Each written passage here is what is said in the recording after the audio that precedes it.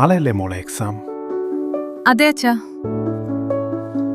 അച്ഛാ, നമുക്ക് വേറെ വല്ല കോഴ്സും നോക്കാം. ഞാൻ ഈ സ്വപ്നം ഉപേക്ഷിക്കാണ്. മടുത്തുയി. B1 B2 IELTS exam fees എല്ലാം.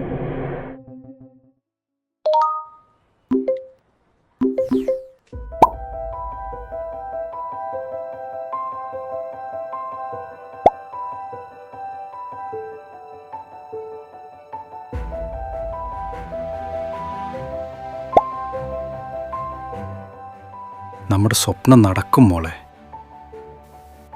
ഇനി ഒന്നും പേടിക്കണ്ട, എല്ലാം ബ്രൈറ്റ് നോക്കിക്കോ.